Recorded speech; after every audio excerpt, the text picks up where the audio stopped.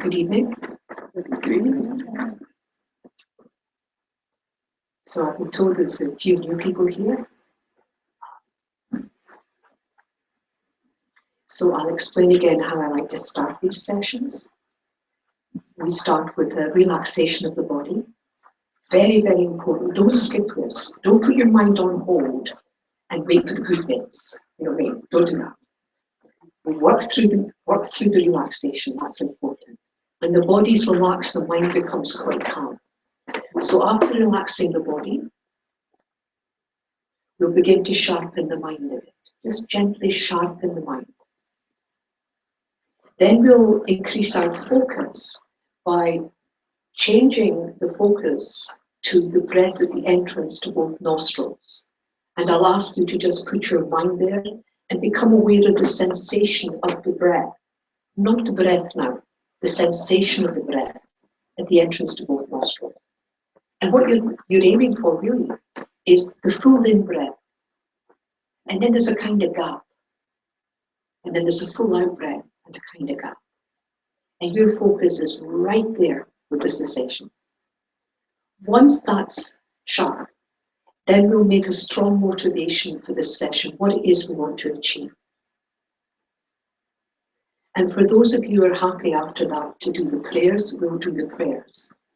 If this is not your thing and you don't want to do prayers, that's not a problem. Simply hold the motivation you set. Keep your mind on that motivation, and that's good enough. All right? So settling the body.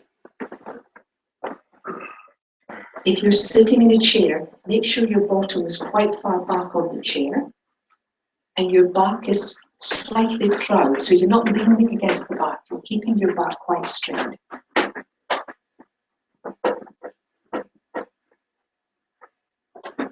And gently half close the eyes, just half close the eyes. This is the mudra of compassion.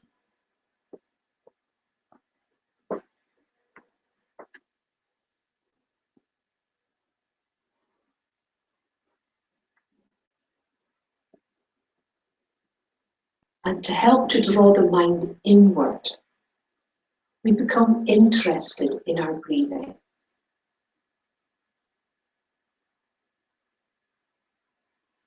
We don't force any rhythm of the breath. We allow the breath just to be as it is.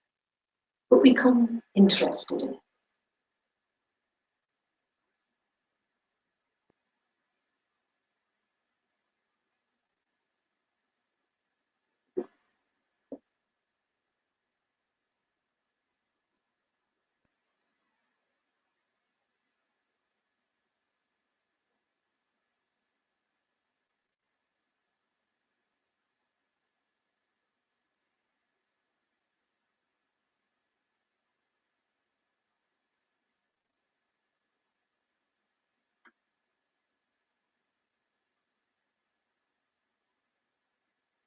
And we begin to notice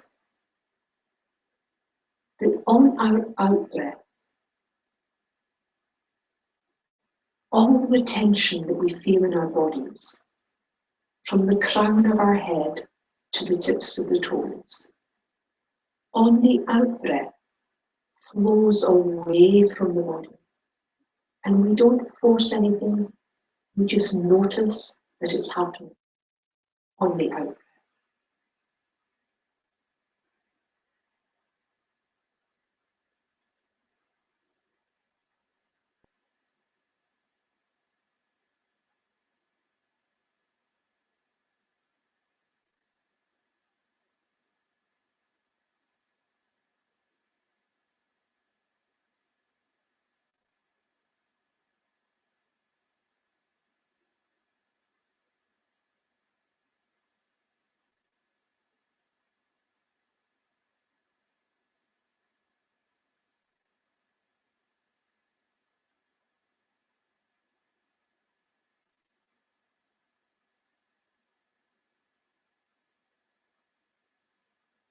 Notice, as the tension flows from the body on the out-breath, that your facial muscles have become much more relaxed. especially the area around the eyes.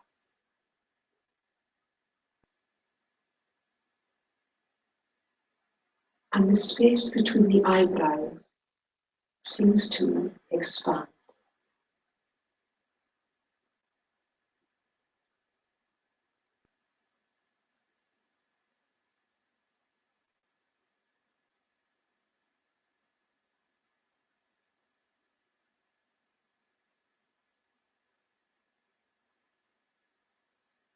Notice how your shoulders have dropped to a much more comfortable position.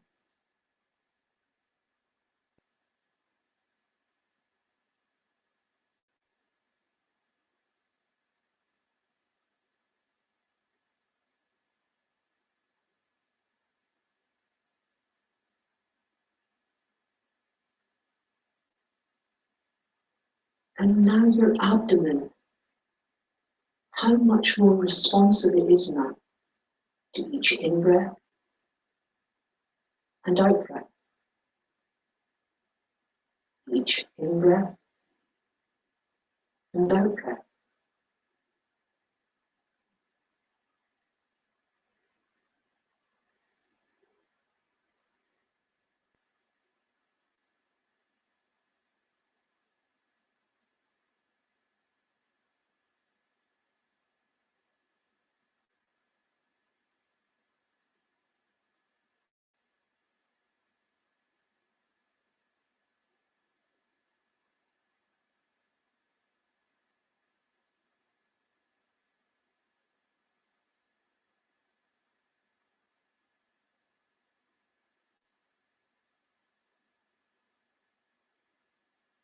And you begin to notice that with each in-breath, your mind is becoming brighter with each in-breath.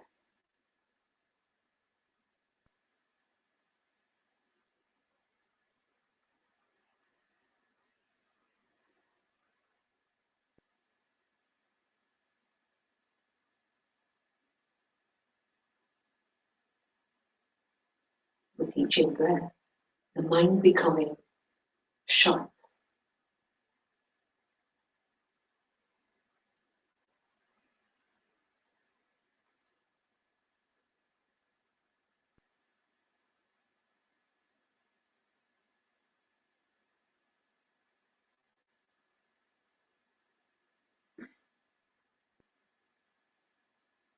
Now we place this bright, sharp mind at the entrance to both nostrils,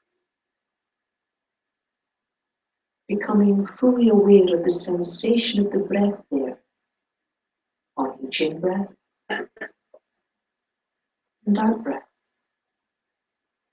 each in-breath and out-breath.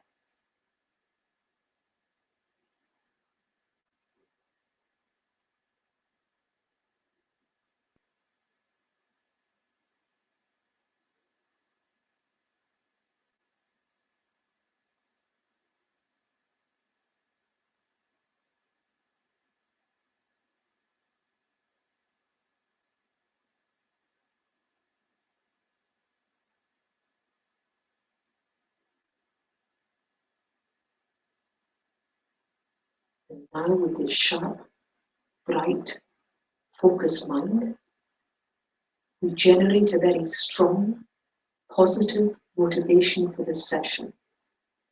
Keep it kind of short and clear, and then shift your focus to that.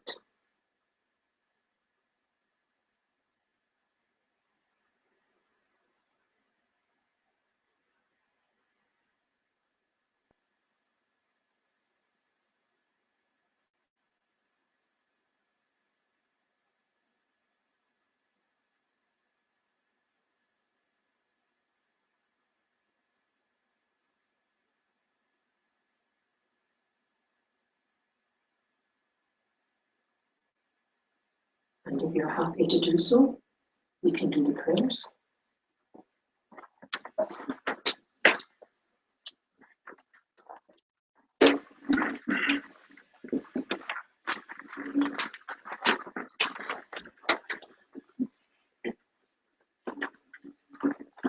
To the founder, the endowed transcendent destroyer, the one gone beyond, the full destroyer, the completely perfected, fully awakened being, perfect in knowledge and in good conduct, Sugata, knower of the world, supreme guide of human beings to be tamed, teacher of gods and human beings, to you, the completely and fully awakened one, the endowed transcendent destroyer, the glorious conqueror, the subduer from the Shakya clan, I prostrate, make offerings, and go for refuge.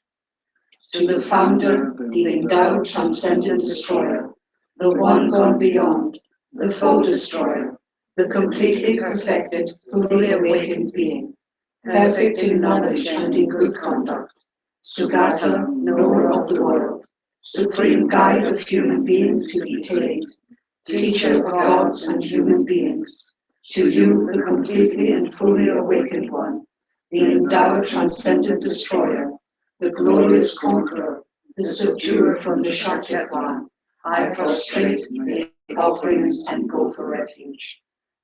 To the founder, the endowed transcendent destroyer, the one gone beyond, the full destroyer, the completely perfected, fully awakened being, perfect in knowledge and in good conduct, Sugata, knower of the world, supreme guide of human beings to be tamed, teacher of gods and human beings, to you, the completely and fully awakened one, the endowed transcendent destroyer, the glorious conqueror, the subduer from the Shakya clan, I prostrate, make offerings, and go for refuge. When, O supreme amongst humans, you were born on this earth, you paced out 7 strides, then said, I am supreme in this world. To you who were wise then, I prostrate. With pure bodies, forms supremely pure, wisdom ocean like a golden mountain, fame that blazes in the 3 worlds, winner of the best, Lord, to you I prostrate.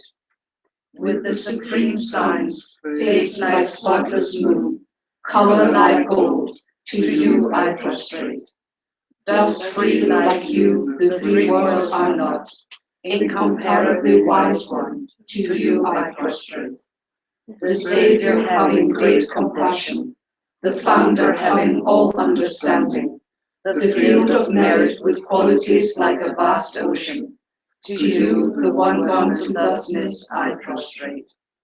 The purity that frees one from attachment, the virtue that frees one from the lower realms, the one path, the sublime pure reality, to the Dharma that pacifies, I prostrate. Those who are liberated and who also show the path to liberation, the holy field qualified with realizations, who are devoted to the moral precepts, to you, the sublime community intending virtue, I prostrate. Homage to the Supreme Buddha, homage to the Dharma refuge, homage to the great Sangha, to all 3 never devout homage. To all worthy of respect, bowing with bodies as many as all realms, atoms in all aspects, with supreme faith I pay homage. Do not commit any non-virtuous actions, perform only perfect virtuous actions, subdue your mind thoroughly. This is the teaching of the Buddha. A star, a mirage, a flame of a lamp, an illusion, a drop of dew, or a bubble, a dream, a flash of lightning, a cloud. See conditioned things as such. Through these merits may sentient beings attain the rank of all-seeing, subdue the foe of faults, and be delivered from samsara's ocean, perturbed by the waves of aging, sickness, and death.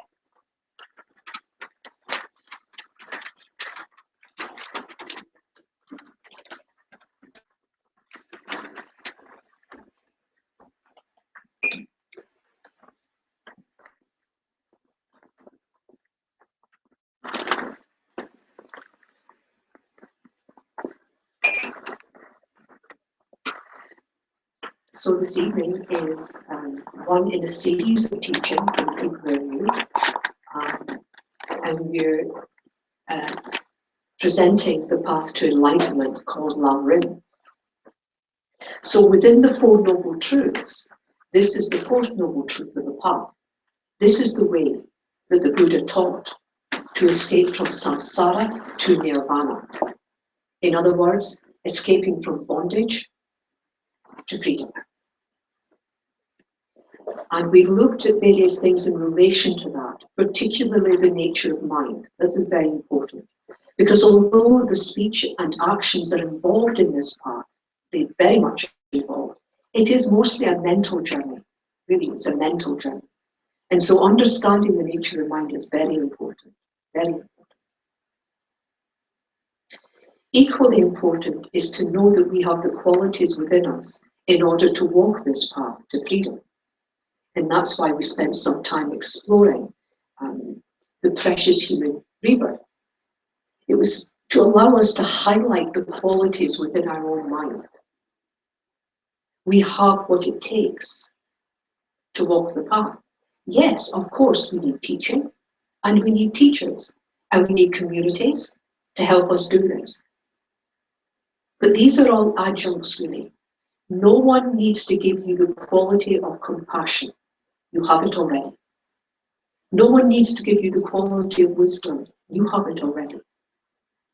The fact that you're here and now means that your body and mind is in reasonable condition. Reasonable. You have reasonable intelligence. You have reasonable leisure. I know we all think we're time poor, but we have enough reasonable leisure to come here tonight. We have space and freedom to study, reflect, and practice. These qualities of wisdom and compassion that I say we have, it's part of what the Buddha called Buddha nature. Within each living being, within each sentient being, so we have this. It's kind of obscured at the moment by various difficulties, deluded emotions, ignorant views of reality. But once that's cleared away, this starts to shine through. So of course you'll get teachings on wisdom, you'll get teachings on compassion, absolutely. But it's a bit like, once you start meditating on it, it's a bit like recognizing like. It doesn't feel like new knowledge. It does feel like new experience though. It's true. So then we said, well, okay, we've got these qualities, so how come we're not free? How come I'm still suffering? And that's when we looked at the devotion that we have, the innate devotion that we have to the eight worldly dharmas, how we spend our life. And this is how the people in Buddhist times spent their life. We spend our life exactly the same way, just with frills, that's all. So this tendency to live our lives wanting pleasure of the five senses. Of course, why not? We have five senses, why not have pleasure? So we spend a lot of time in that. And we spend a lot of time trying to avoid things that don't give us pleasure, things that kind of give us a bit of pain. So we spend a lot of our time avoiding that. We spend a lot of time acquiring things. This is mine, and this is not yours. Mine. So acquiring things. And we spend a lot of time making sure we don't lose them. That's important to us, we don't lose them. We spend a lot of our time creating situations and events where we hear what's called sweet and pleasing words. And we spend a lot of our time making absolutely sure we don't hear the opposite. And insidious of all, we spend a lot of our time making sure that whatever we think, say, and do, we hear praise and admiration. We love it. We crave it. And we generate a lot of our lives making sure this happens. And we'll also use a lot of energy making sure we don't get blamed for anything, or slandered, or criticized. This is not a Western problem. This is just a sentient being's problem. Same in Buddhism. So what the Buddha was saying was, this is how we live our lives. We have to see these eight worldly dharmas as what's keeping us in suffering.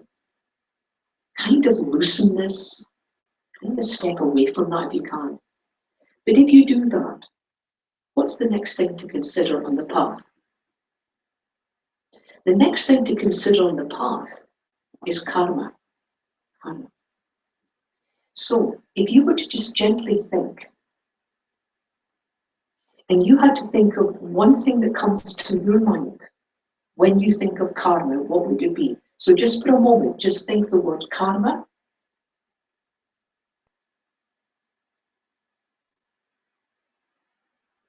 What comes to your mind here?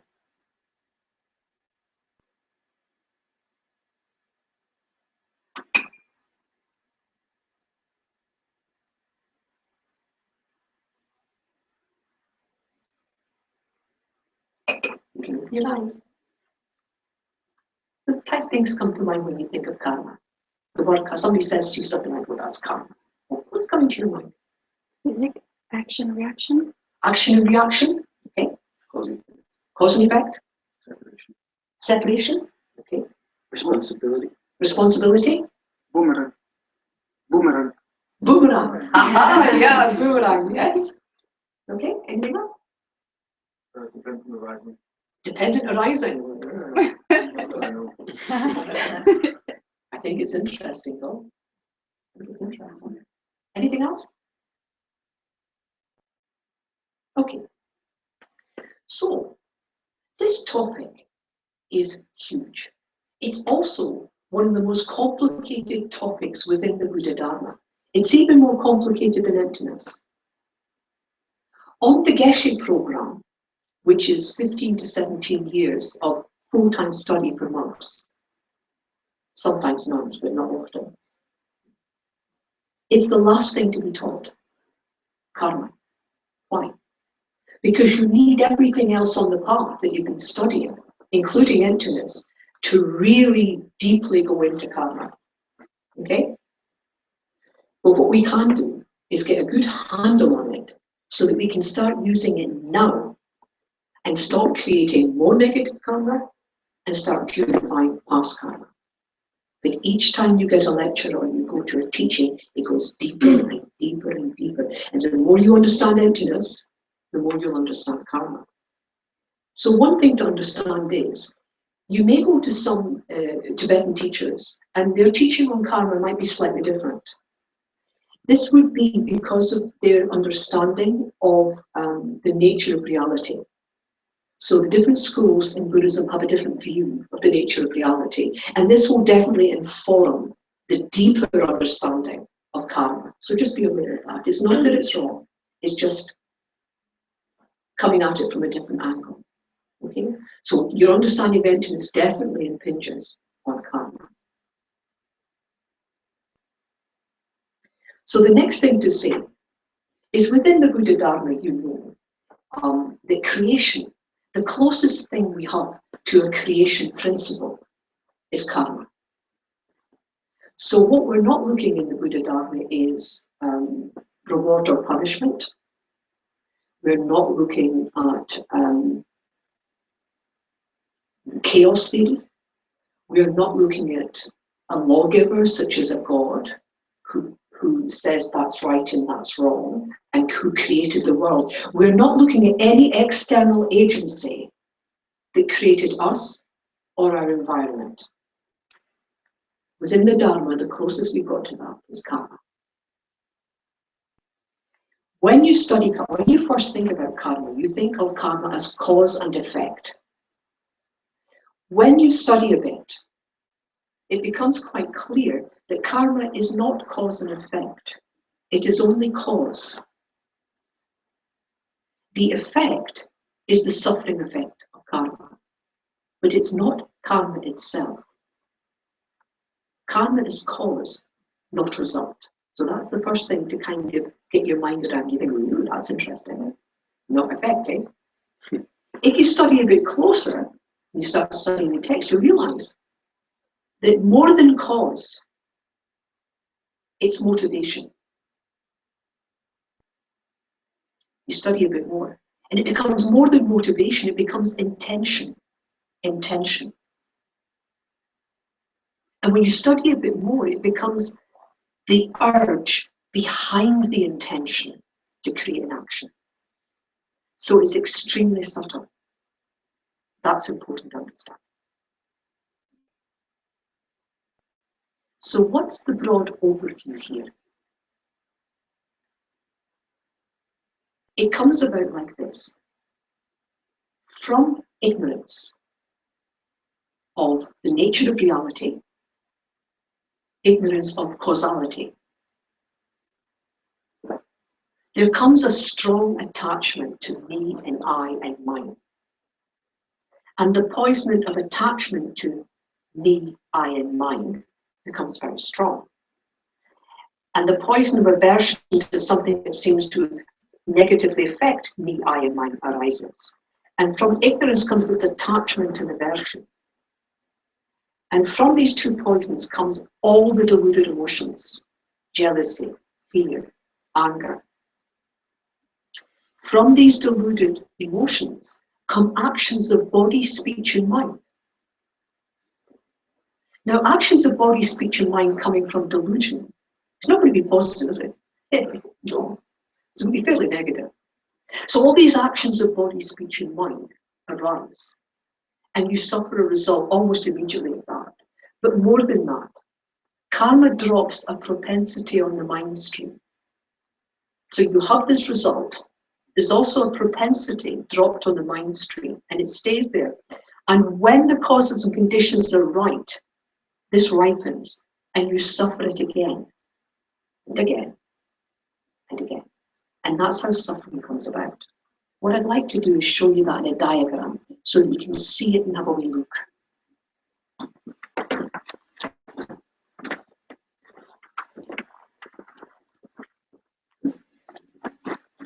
This diagram, I think, is one of the clearest ways of explaining how karma comes about. It comes from Geshe Tashi Seren's Foundation of Buddhist Thought. And I know you've got plenty of these books here.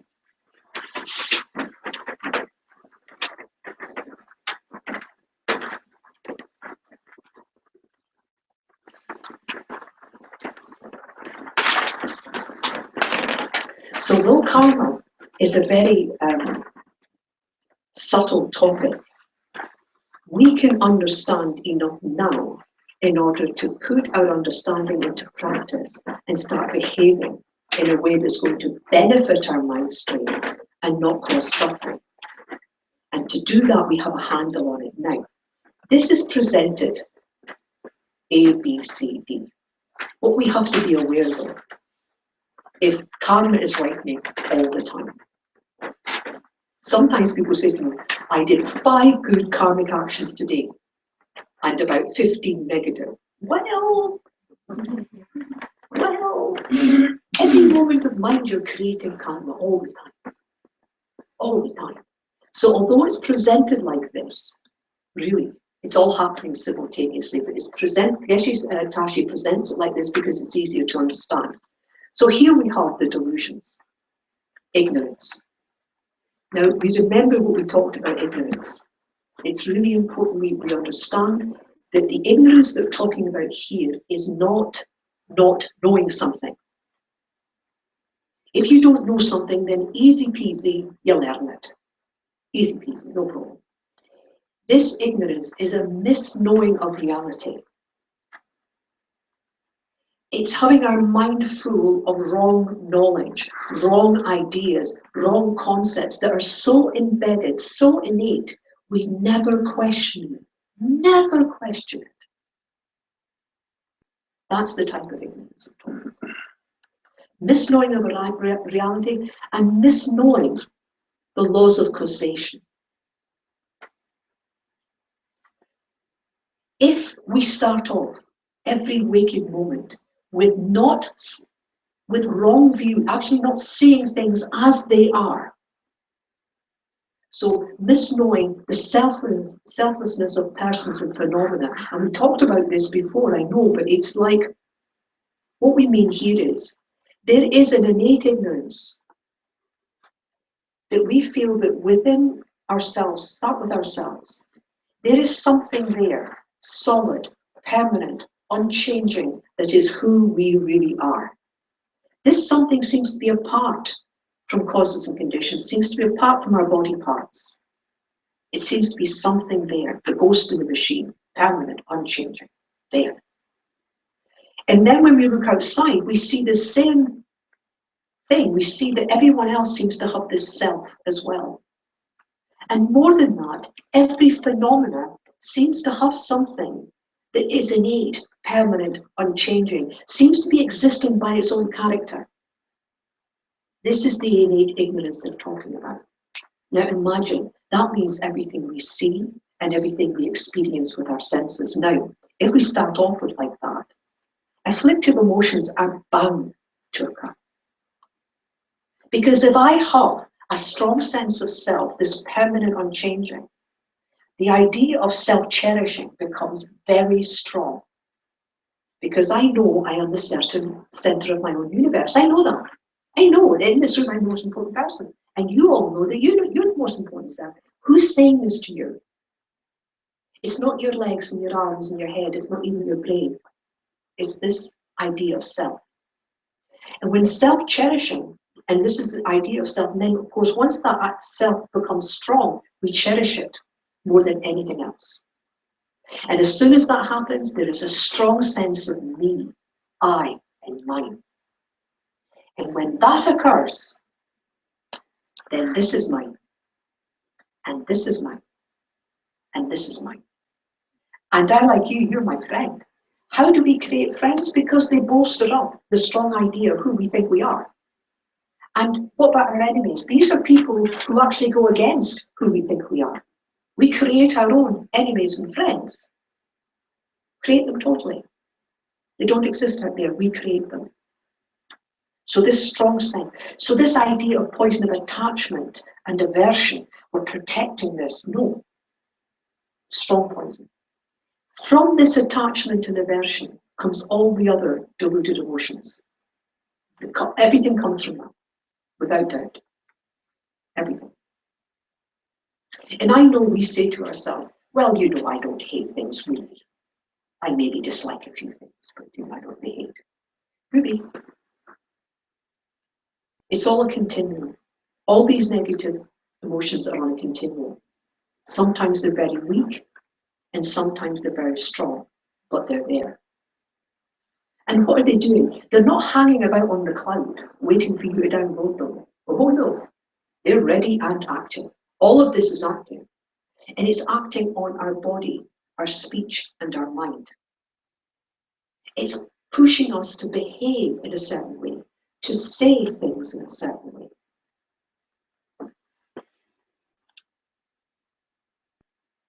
From that, you have the karma immediate.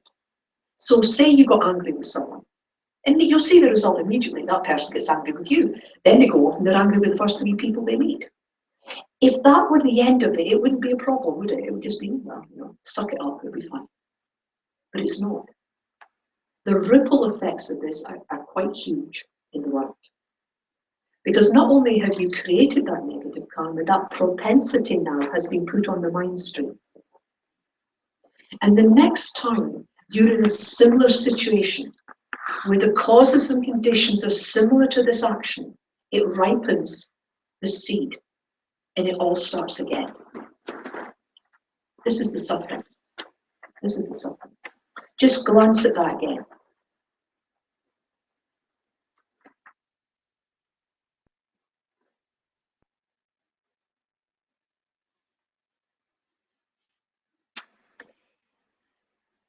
With this diagram, Geshe-Tashi is saying, look, here's your main problem, ignorance.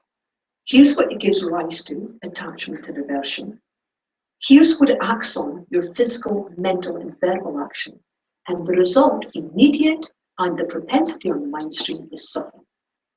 How could it be anything else? If you trace it back, how could it be anything else? And yet you could say, couldn't you, you know, kind of happy a lot of the time. Not really that miserable. You know, if this was absolutely true, wouldn't we be suffering all the time? Well, here's the thing. From the Dharma point of view, you are. Often you don't know it. So you have to decide, is ignorance bliss? Or do we wake up to our true situation? We said last week that one of the things that keeps us in bondage is we mistake happiness. We mistake happiness for suffering. Suffering for happiness. That's right. Because we don't know. But fear not, if the one thing that Dharma can teach you is about suffering. It's not a problem, you can teach it that. Do you see how it works? Even when we say, but you know,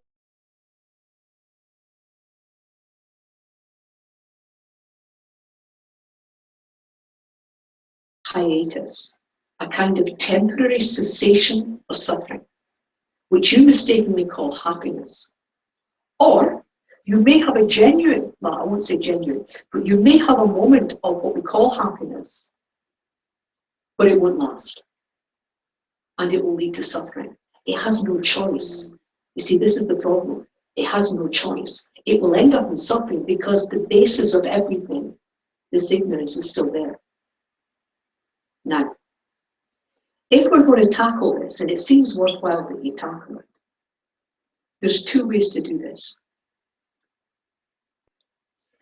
You could work with the first step, work out, take teachings, reflect, study, meditate, and come to the understanding of the nature of reality. And with that, the nature of causality. And once your mind understands, and when I talk about understanding, I'm not just talking about intellectual understanding, although this is vital with emptiness. It's vital. Intelligence is needed here. But with that intelligence, you're able to meditate and come to a realization of emptiness, then there will be no attachment and aversion, because there will be no strong self survive. How could there be if you see reality as it is? So there'll be no strong sense of I. If there is no strong sense of I, there's no attachment or aversion. If there's no attachment or aversion, there's no negative physical, verbal, mental actions. And if there's none of that, then there's no karma being deposited on the mind stream, which will ripen into suffering. Makes sense, eh? However, we can wait a while for that, eh? Because emptiness is not the easiest of topics. Also, we've had lifetime after lifetime, which is what the Dharma means by innate ignorance. It's not just stubborn ignorance, it's ignorance that's come with us from lifetime to lifetime. So this is hard to see. If you look here with the physical, mental, and verbal actions, this is where we start. So you start watching your physical, mental, and verbal actions, recognize what's negative, transform or eliminate the negativity. Heshitashi relates this to be a bit like a car. If you want to stop the car, then obviously you could take away you could turn the ignition, you could take the ignition key out. And he says that's equivalent to hitting ignorance, because ignorance is the ignition key to karma. Okay? But while you're working on that, it makes sense to take the wheels off the car. And that's what being careful with your ethics of body, speech, and mind is about. And if you're bright, you do both. Now, what can we work with immediately? We can work immediately taking the wheels off the car. This is straightforward, absolutely straightforward. In talking about. Any questions about that? Looking at the diagram, yes. Well, it's a question to. I was here last Tuesday, but I wasn't here Thursday. Okay. You said you give like a brief sum up of what you've been going through. Well, I don't know if it's possible for you to put in a nice and juicy one-liner, but what is mind? Mind. Okay. We covered that. So mind is simply, let's look at it this way. The nature of mind is clarity. Its function is to know. It's a continuum, with one moment of mind giving rise to the next moment of mind. giving rise to the next moment of mind. And because one moment of mind gives rise to the next moment of mind, you can't find the beginning. And because one moment of mind gives rise to the next moment of mind, you can't find an end. And so the Buddha talked about beginningless and endless mind. So what you're looking at here is a continuum of clarity and knowing. Superimposed upon that is all our delusions, our karma, our obscurations. But the good news is that all these obscurations, these delusions, these afflictive emotions, they're impermanent. They were constructed, and so we can deconstruct them. We can get rid of them. Because it doesn't matter how heavy our delusion, how heavy our actions of body, speech, and mind were. It doesn't matter if you're Pol Pot. It doesn't matter if you're Hitler or Stalin. Whatever you think, say, and do cannot alter the nature of your mind. It can make the delusions heavier. It can make you and others suffer, certainly. But it cannot affect the nature of the mind. The nature of the mind is clarity, and its function is simply to be aware. It's a continuum from moment to moment. And because it's a continuum from moment to moment, it is an impermanent phenomena. And because it's an impermanent phenomena, we can work with it. We can change, we can alter, we can learn, we can deconstruct, we can reconstruct. If it were a permanent phenomenon, what could you do with it? You can do anything with it. So from a Dharma point of view, being impermanent, in many ways, is quite useful. Quite useful. Is that okay? Okay. I'm not really sure about the image you're using, getting the wheels off the car. Okay, right. So Geshe Tashi used this, and I liked it. So imagine that a car is like the movement of karma, all the negative karma, the movement. How do you stop this negative karma? So how do you stop the car? So one way is to take out the ignition. Don't turn the ignition. If you don't turn the ignition, the car won't move. Now the ignition in karma is this ignorance. If you can address this ignorance and understand the true nature of reality, your karma, your negative karma will not be going anywhere. You will never create causes and conditions that will create more negative karma, and the negative karma you've already got in your mind stream, you'll never meet the conditions that will cause those propensities to flourish. That's the ignition. The key to everything here is the wisdom of emptiness. This is the key. But you can be a long time getting that. Because first of all, you need a strong intellectual understanding of emptiness. Then you need to put it into practice in meditation. In meditation, you start getting, so they tell me, you start getting glimpses within your meditation. But as soon as you're out of meditation, everything's the same. So you go back into meditation. And this continues for a while. And then when you come out of meditation, you start having glimpses of reality. And eventually, it's just reality you see. At that moment, you're free. At that moment, you're free. You're liberated. So, of course, if you're liberated, there'll be no strong sense of I. Won't there?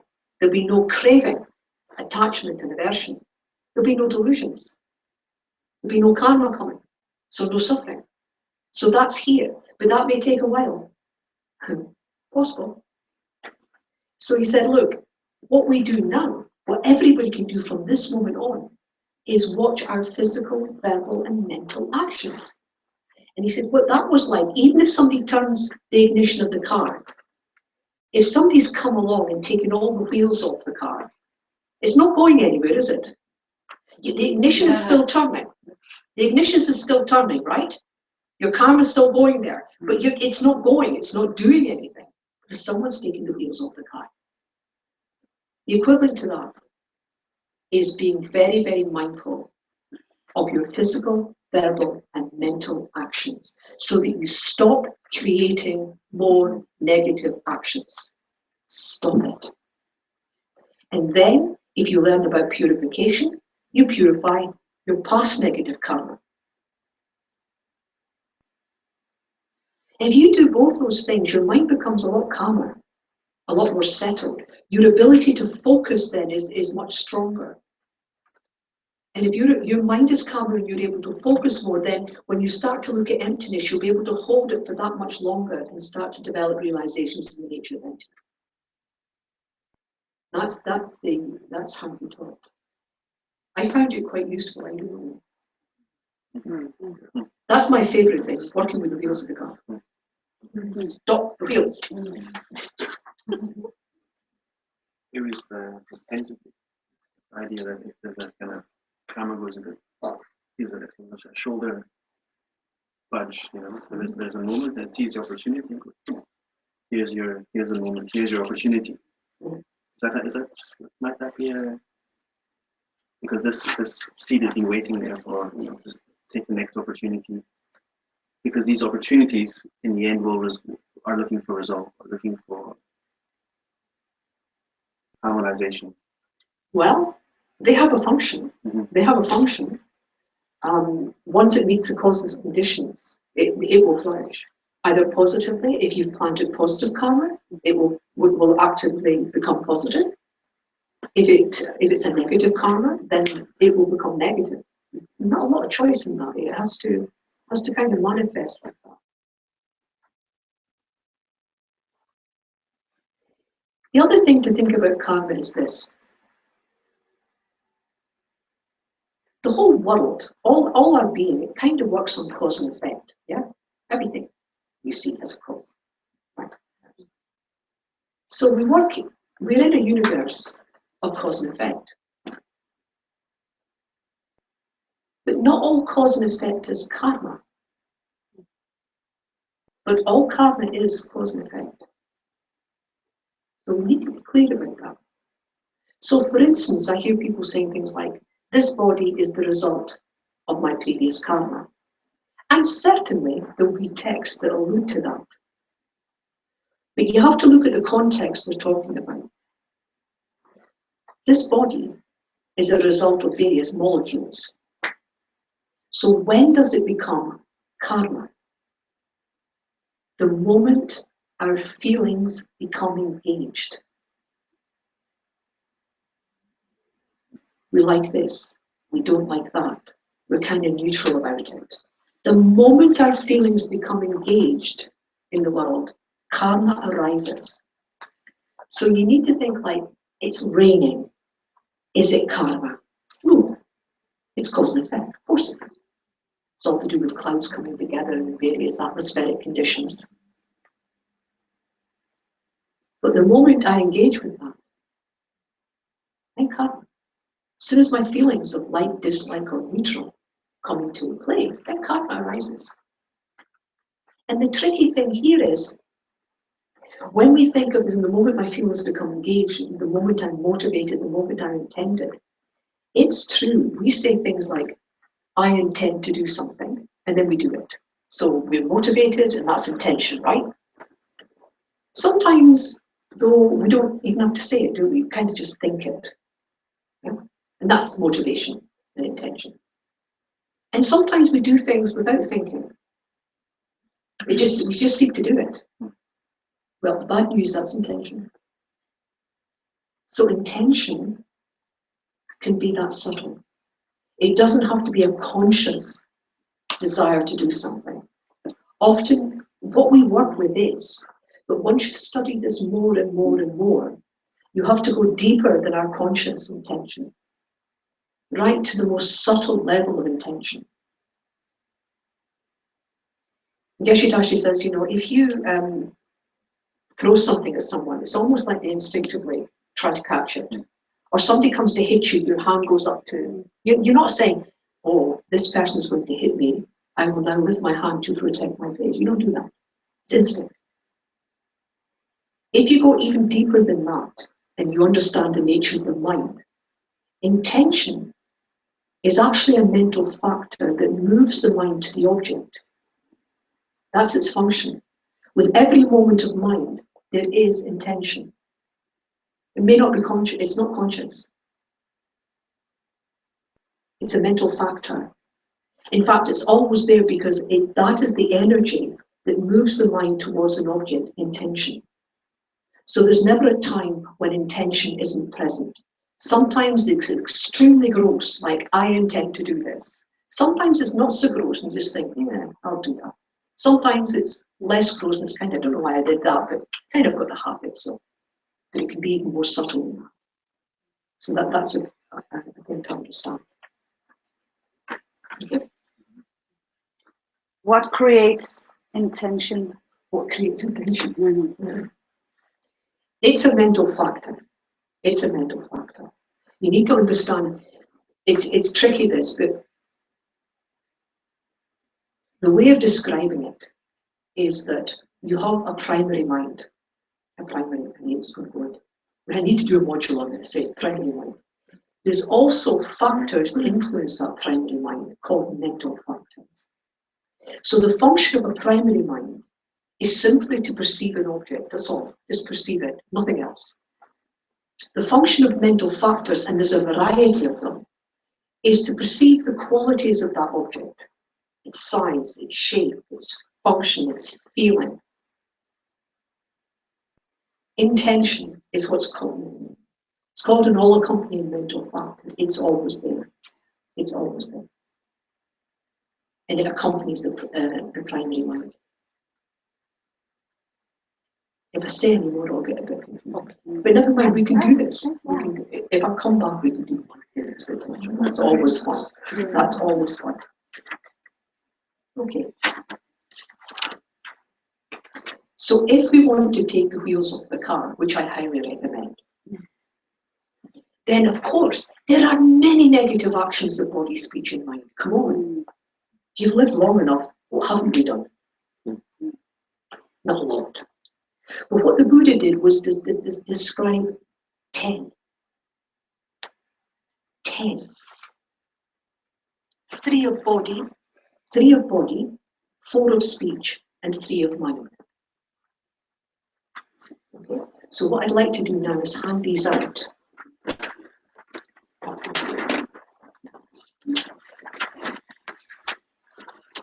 Because this is all about taking the wheels off the car.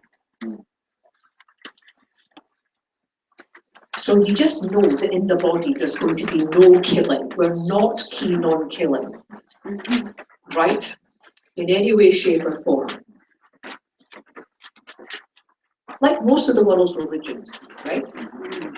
We're not keen on stealing. It's not helpful. We're not keen on sexual misconduct. Interesting one. Depending who's teaching you, depends what they label as sexual misconduct. I've heard a variety. Now, there are 4 of speech. That's interesting. There's only 3 of body and 3 of mind, but 4 of speech. When I look at this with children in school, we go through this with the kids in school, because they like this aspect. And they're not at all surprised as 4 of speech, because they get hurt an awful lot by people using negative speech at them. So lying, divisive speech, hurtful speech, idle chatter. And the 3 of mind, covetousness, malice, and wrong views. So to take the wheels of the car, this is what you tackle. But what I want you now to think about is this.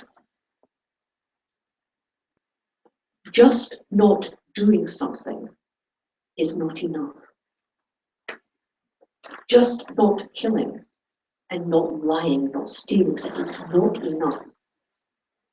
To abandon this, you can stop it. You could say to yourself, I'm going out in the rain, and I know there's going to be slugs there. You know? I am not going to stand on them. That's good, it's good. It's not enough. Just not doing it is not enough. You need understanding here. To be able to abandon this from your mind stream, you need to understand certain things. And what you're going to do in groups now, thought you'd escape group work? No. Is I want you to discuss, not so much these, because I personally think, you know these, right? I don't have to, later on if you want me to explain anything, please see me, but really, they're kind of fairly obvious. What's not obvious is how to abandon and how to cultivate the opposite. That's not so obvious. To do that, you need to have some understanding. So in your groups now, groups of no more than 4, I'd like you to look at these. Just choose 1 or 2 and say, what real understanding do I need to abandon this action? Let's just think, just to be honest, for life. Let's just say for life. I know we can't, but we'll just say it. And what type of understanding do I need in order to cultivate the opposite? Now, I'm not talking about feelings here. I'm talking about understanding. Okay? Please put into groups, no more than 10, 15 minutes, because it's an easy peasy one.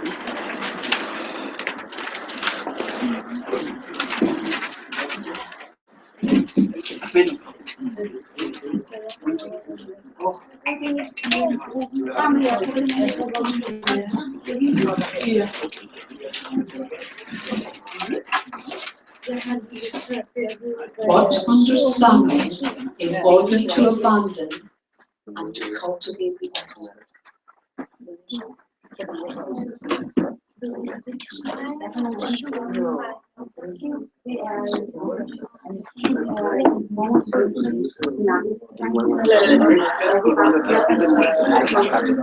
Okay,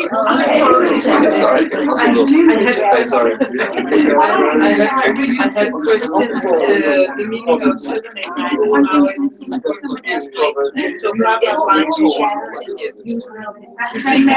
so maybe explain puppetness. And I think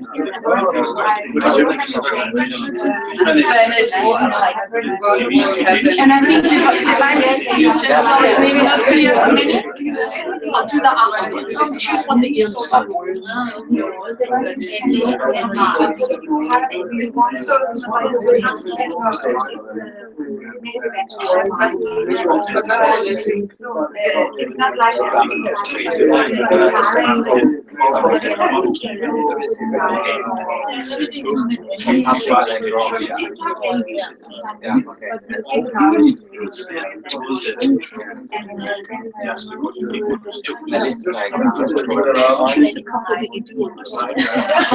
Don't worry about things that you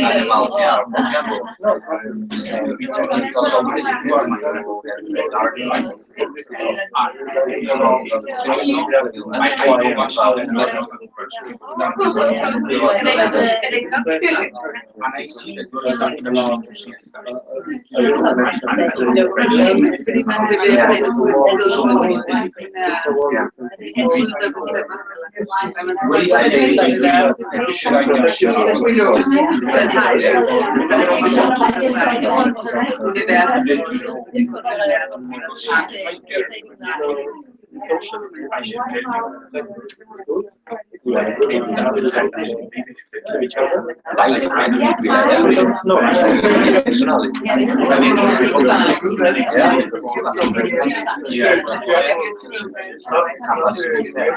Towards abandoning I don't know.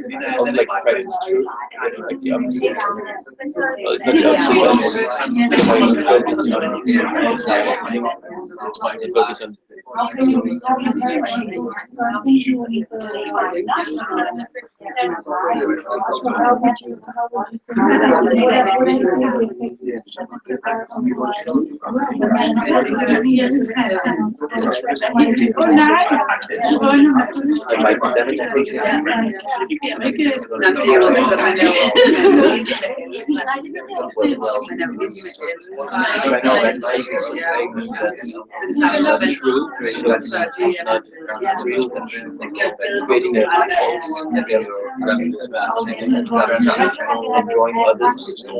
I think I'm very nice and you're nice yourself. Either way, it's trying to get someone to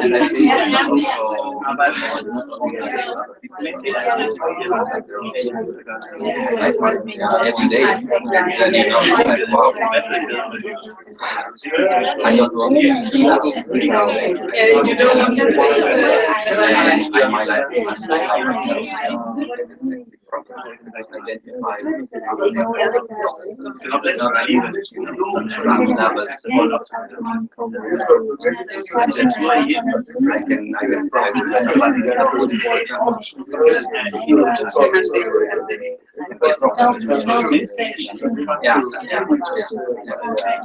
good at camp, and then why I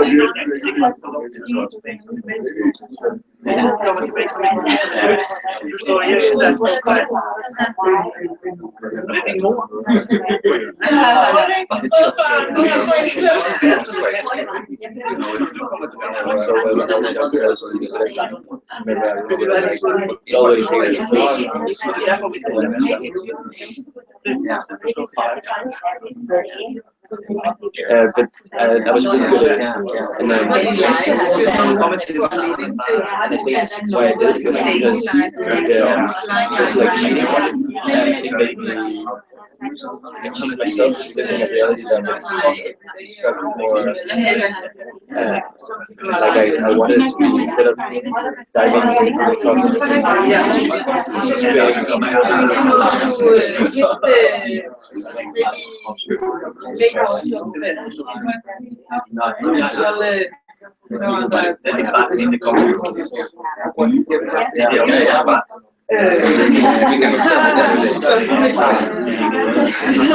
I made myself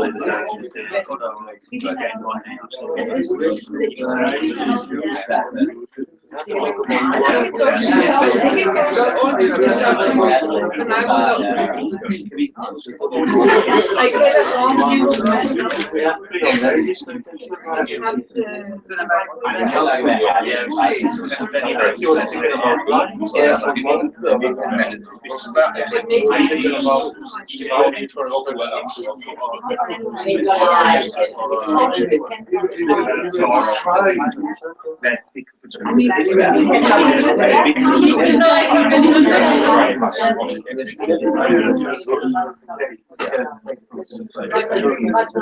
I could have gone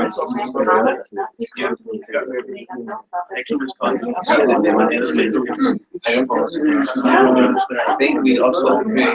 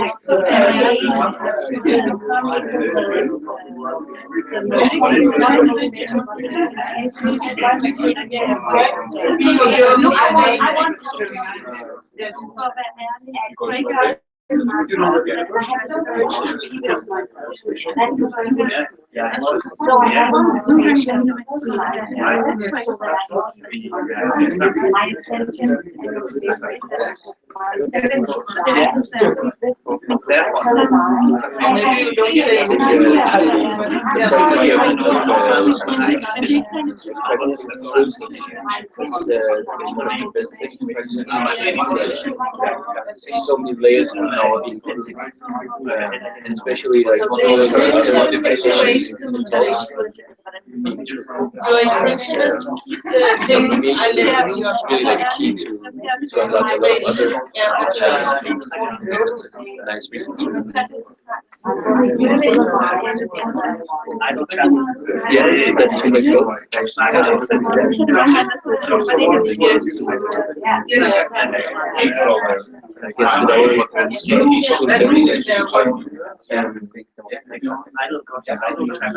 But you can really, and it's really easy to lie to yourself.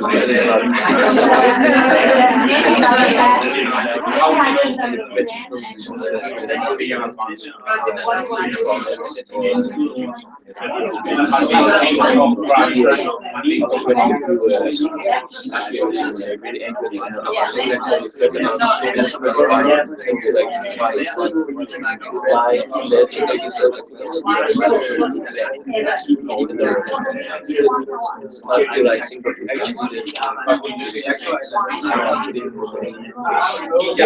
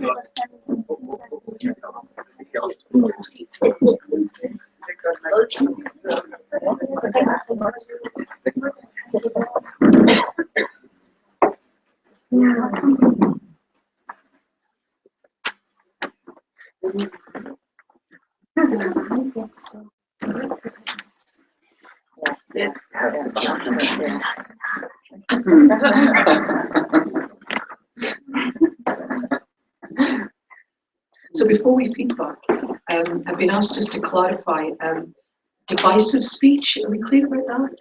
No. Okay. It's when you have a conversation and your intention is to split someone, people apart. Divisive. Children understand this immediately because their whole life is through, who's friends with who said what to who, in order to split them up. So they might not get the rest, but they get divisive speech quite easily. But you're trying to convince somebody not to vote for a particular position. Well, intention would be in that, you're right. But if your intention is to split someone apart, split people apart, friendships, partners, communities, this type of thing, that's your intention. It's not to get them to behave. You're not thinking beyond that. You're just wanting them to part. And the other thing is covetousness. And this is really the desire, the wrongful desire to want something, you crave something, irregardless of others, irregardless of the rights of others. I want it, and that overrides everything. You may not deserve it, it may not be yours, you have no right to it, but you want it despite the rights of others.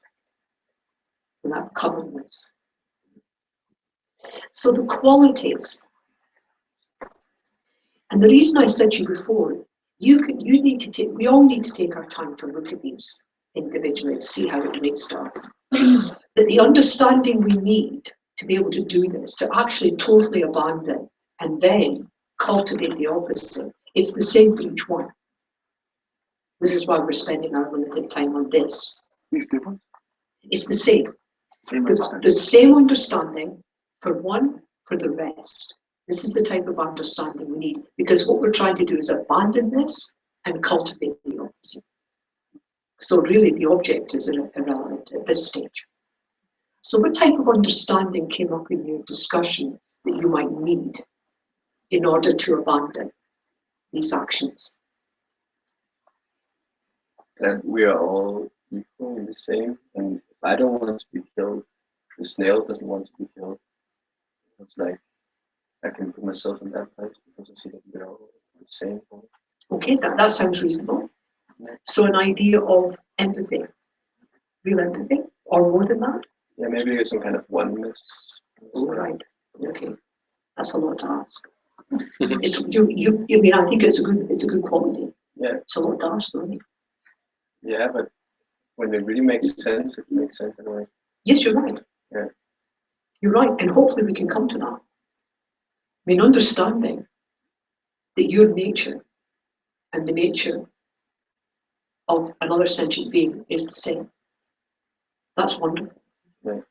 Because you then become quite, the idea of us and them becomes very narrow. And if you think about it long enough, it disappears. Yeah, exactly. Instead of looking at what makes us different, you recognize what makes us absolutely. Okay. What other types of understanding would you need to abandon? Habit. Okay. Understanding of. And this was in the context of divisive speech. Uh-huh. That in a way, maybe we don't even think that we have the habit of divisive speech. Yes. Because it's everywhere. Yes. Our societies in many ways are built with divisive speech through all the media. We see news, everything, and it seems quite common. So it's a kind of learned ignorance. Yeah. That second type of it's a cultural thing. It's to do with kind of belief systems of the situation you're in, the people you're with, and waking up that how you're behaving, because we think we're behaving so autonomously that we're in control of what we're doing. Maybe we need to wake up and realize we're not in control of what we're doing. A lot of what we're doing is habit, and a lot of this habit is negative. We were talking about something connected to habit, which is how it's actually easy to continue doing something once you do it once, and it can also, it's connected to not being aware of it because we've done it so many times. This is the problem, isn't it? It's not that we're not bright. If somebody asks you a difficult question, most people will come up with some form of answer that's reasonable. But if we don't even know there's something there to question, you never address it. And that just bringing our awareness to looking for it in our everyday life and our mental habits, watching our minds like an eagle. Like an eagle. So, okay. Yeah. Okay. Which hopefully helps diminish the habit just by being aware of it a little bit. It starts to make it a wee bit shaky, because what shakes you is understanding that you're not choosing to do this. This is habit, lifetime after. And you think it's just habit of this lifetime. No. Many lifetimes. Many lifetimes. And this is positive as well as negative habits, by the way. I mean, things that we label positive, things we label negative. What other understandings do we need? We talked about the kind of harm that you induce to yourself and others by doing these actions. Yes. This is fundamental. Yes. This is really fundamental. You need to know, really know, what the results are of the action you're doing. You need to know the action, immediate action. You need to know the long-term reaction, what will happen. And you need to understand what will happen in future lives. You need to know the results. At the moment, we don't think about that. We only think about the immediate effect Understanding karma forces you to think of the longer term effects within this lifetime and many lifetimes. And that means understanding that for each one of these, because the long term and lifetimes reaction to killing, you need to know that. And once you know it, believe me, you won't want to do it. Stealing is just not nice. But you're creating the karma within yourself of people doing that to you and more. So understanding this in the context of immediate reaction, the reaction perhaps within this lifetime, and the reaction through many lifetimes. You need to bring that on board now. For each one of these, you need to know what sexual misconduct is, you need to know how that negatively affects you and others, and you need to know how that affects you in future lives. This is karma. Whatever. I think that's where we were. Excellent. The main understanding. What else came up? There's also the understanding of how to be present. So idle chatter was the subject. By talking about someone else, yes, we can go into judgment, but we're also escaping from the present moment because it's a fantasy. It's a fantasy person or a time. So we can relate to each other in this moment, and that's pretty much all we can. Mm-hmm. I see where you're going with it. Yeah, it's true. It's true for everything. It's true for everything. In this context, though, I suppose it's kind of more immediate.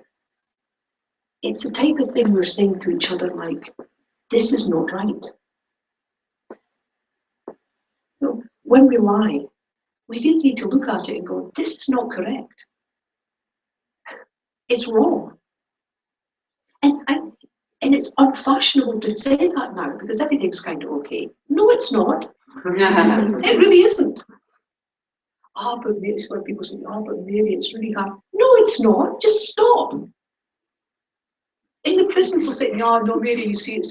I'm listening to all this. I think, oh, really? Just don't kill. Really? Don't steal. To start with. Why? Because it's wrong. It just is wrong. And then you come to not just know it's wrong, you come to believe it's wrong. This is how you start to change your mind. Know it's wrong. Believe it's wrong. Understand the consequences in this lifetime and future lifetimes. And we're altering the mind here. And so now you intend to stop it. You're not just avoiding now. You're intending to stop it. Then you refrain from the action itself. Then you're happy with this. Tackle it in this way, straightforward. You've got a chance of altering the mind. You've got a chance of not doing it again. And it becomes easier. Would you really do things that you know is wrong, that you believe is wrong? Would you really keep doing something so inane as this, wasting your time with this, if you understood the consequences? Would you? No, you keep doing it because you don't believe there's going to be any consequences. But this session's on karma. Believe me, karma is all about consequences. Causes and effects, but don't tell it. It's mostly cause. Yes? Then, to alter the mind, you decide, you intend, remember intention is mental factor. You intend not to do this. You make an intention. And at the moment, that intention is quite gross, isn't it? It's quite kind of out there. But the more gross your intention, the chances of you doing it accidentally will be less. And if you're not going to do it accidentally, the chances of the intention aspect, the urge, that will diminish. Then just don't do it. Stop. Just don't. And people say, but Mary, you can't. Yes, you can. Really? Come on. Of all the big things that are in the world that's difficult to do, This is not difficult. Really. There's the habits. I think that's where it kicks in. But as you say, being in the moment, being aware, understanding that you're being driven by habit. By the way, nobody did this to you, right? We can't blame anybody. We did it to ourselves. Okay, we constructed all these habits, but because we constructed them and because they're temporary and impermanent, we can't deconstruct them. Just stop. Pressure right now. Yeah. That's that. We can do it right now. Right now, right from this moment. Right from this moment. Will you make mistakes? Of course you will. But you dust yourself off and you start again. You know it's wrong, you believe it's wrong, you understand the consequences, you fully intend not to do it, then you just don't do it. And what's the result of all that? Your mind becomes calmer. See, all of this, most of the biggies you don't do. But we're causing a lot of damage with the others. We are causing a lot of damage. If you actually said to yourself, especially if you're in retreat, it's easier when you're in retreat, and you start doing this, check your mind out, before you make these huge intentions. Do the work and check your mind afterwards. Nobody's going to come along and go, I can see into your mind. You're a much nicer person now. Well done. Nobody's going to do that. But you're going to taste it. And then you'll make the decision, I prefer this taste to the other taste.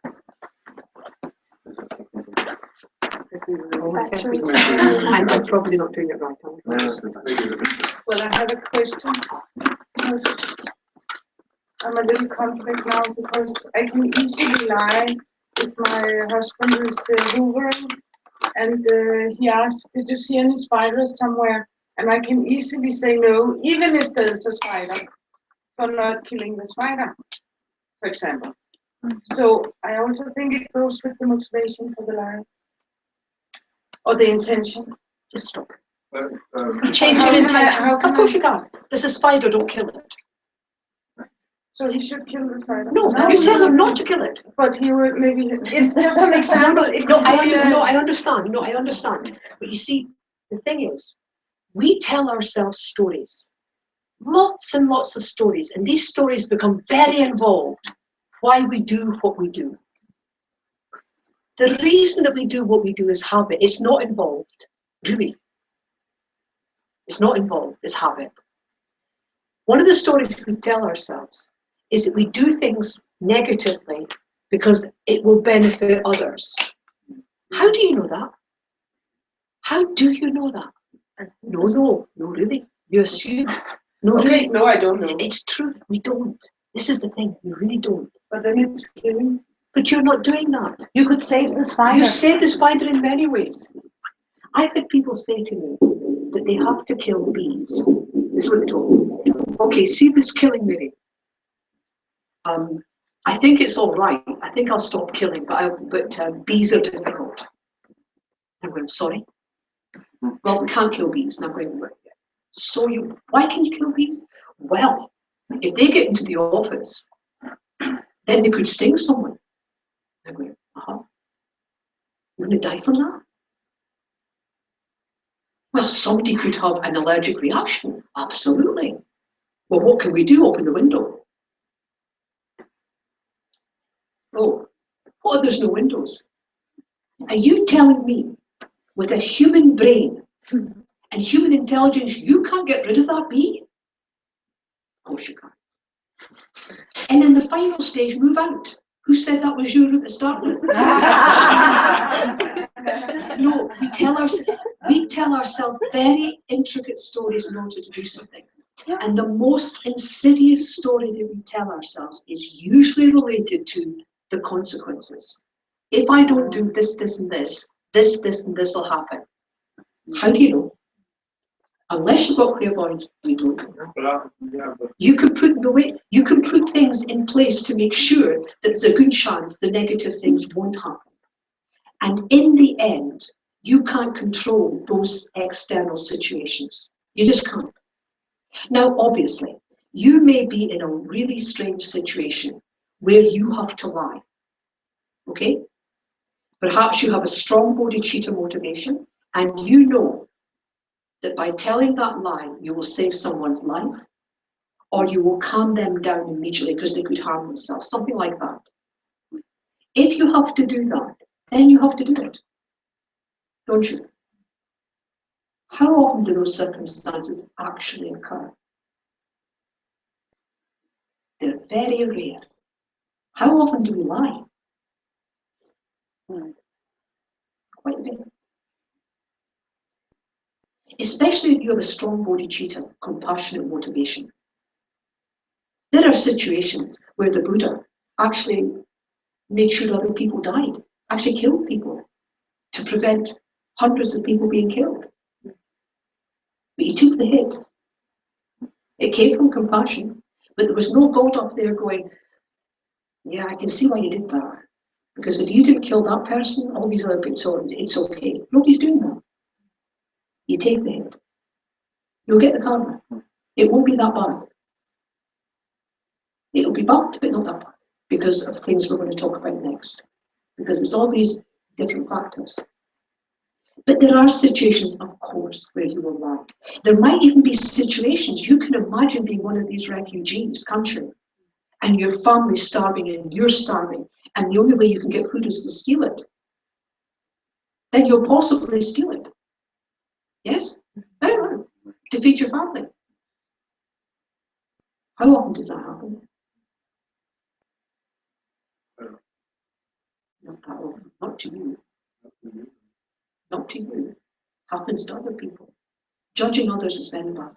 Judging others is samsara. We never know what we're going to do in those situations. Never. But right here, right now, with the people in this room, not necessary. Because you have a precious human rebirth. You have the causes and the conditions and the environmental things around you that make sure you don't have to do this.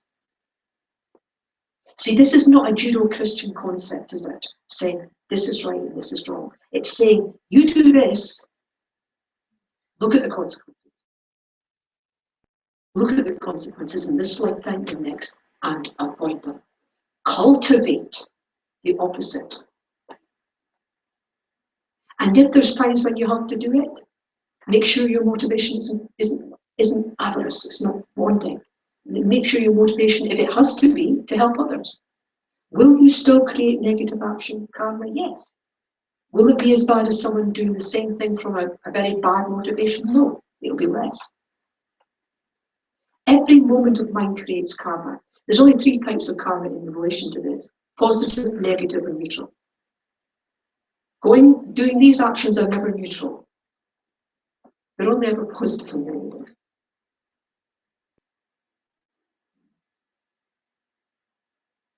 And we can think of a lot of circumstances where certain things we feel we have to do, but really question them, How that will make you kill the bee.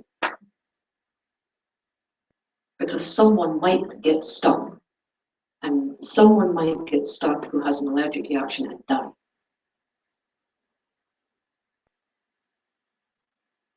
If you really think that, and there's somebody in that room who could have that effect, then make a choice.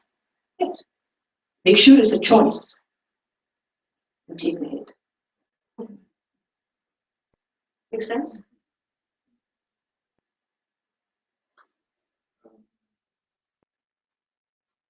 Yeah, I think my question was, I see is a conflict between,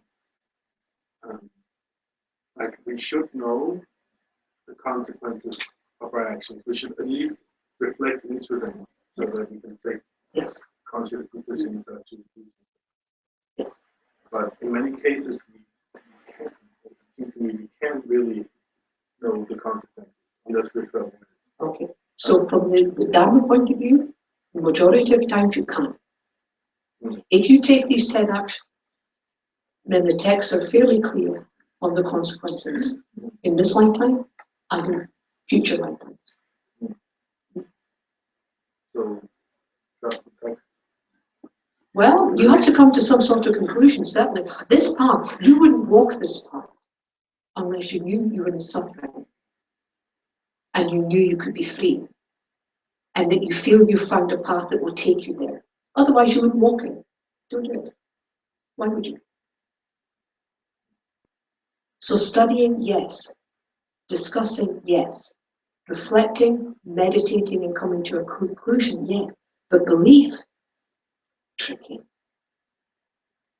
Better to come to an experience. Better to come to an understanding. Well, in my case, I feel like I can see clear reasons for not doing all these things in my current lifetime. Yes. Just in my current life. Yes. Which is why many of these are very similar to the Judeo-Christian approach. I mean, if it was a Christian or Jewish, Muslim people reading, they were going, of course, I mean, this is nothing new. What is the Buddha saying? Of course, the Buddha was well before all that, but still. But in coming lifetimes, in experiential knowledge, I wouldn't really, I don't see how I could achieve that. I understand, because this is all predicated on beginningless mind and rebirth and reincarnation, and what it is that's reincarnated. This is why understanding the mind is crucial to this. It's crucial. It's crucial. Because what drives the mind on is karma. Karma is often is delineated in different ways. So sometimes people say there are two types of karma. Just don't believe it, okay? In that context, there might be two, but there's a lot more. So you have karma, which is called contaminated karma. Contaminated. And that's most of it, to be said. It's most of it, contaminated karma. And that's karma contaminated by delusions, wrong views, not understanding. It's just deluded. And you've got uncontaminated karma. And uncontaminated karma are actions of body, speech, and mind that's driven by an understanding of emptiness, the nature of reality. Nature of reality. So your wisdom impacts directly on your karma. So you could say there's two types of karma, contaminated by what? Delusions. You have uncontaminated karma. Why is it uncontaminated? Because there's no delusions there, and it's actually it's actually driven by an understanding of emptiness. So that's important. But you can also say there's different. See, this karma, it's not just. It's almost like it's got different functions. There's karma called propelling karma, and this is propelled by desire, craving, mostly craving for existence. It's operating all our lives, all our mind stream. But at the time of death, it becomes very, very, very active, this particular type of karma. And that propelling karma, although active all our lives, becomes so active, it pushes our last moments, it pushes us into our next rebirth.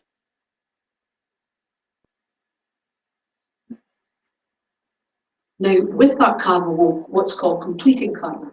And this is a type of karma that will manifest along with that karma, but it's driven by desire. In the sense it's pleasure. And they often say that this propelling karma and this completing karma, when it comes together, we arise. This is who we are, a product of this, how we experience. But of course, this,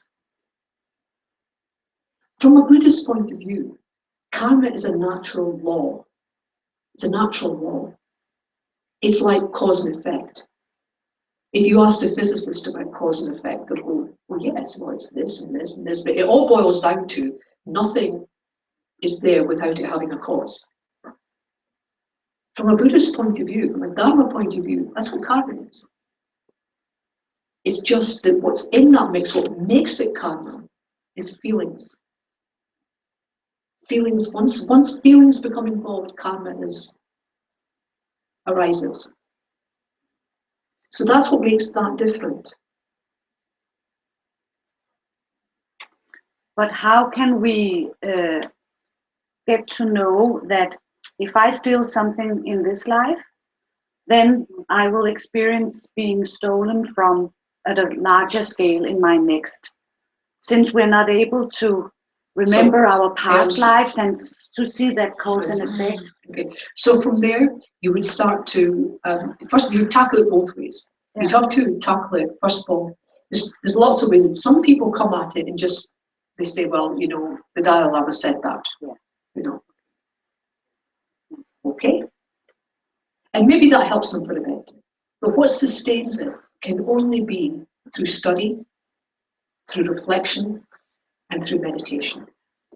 You have to, you can see it, the texts are very clear, and you logically approach mind. But if you're coming from a scientific materialistic point of view, where the mind is what is a product of the brain, then you're not going to go this route. You're just not going to go for it. Because when the body dies, the mind has to die, because you're saying it is the same as the brain. As Stephen Hawking says, you know, the mind is something vomited by the mind, by the brain. If that's your route, of course, why would you believe in future lifetimes? Everything stops at death.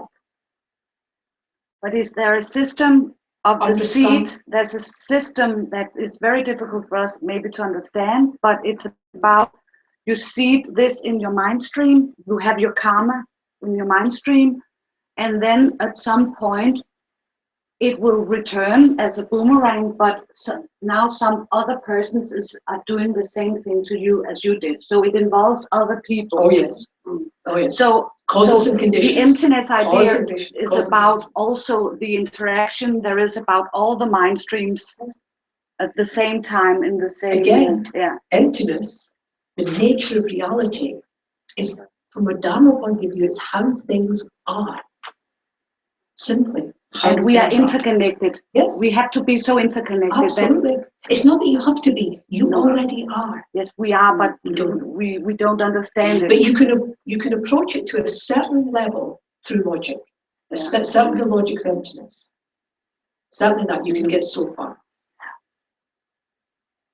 To go further into future lives, difficult.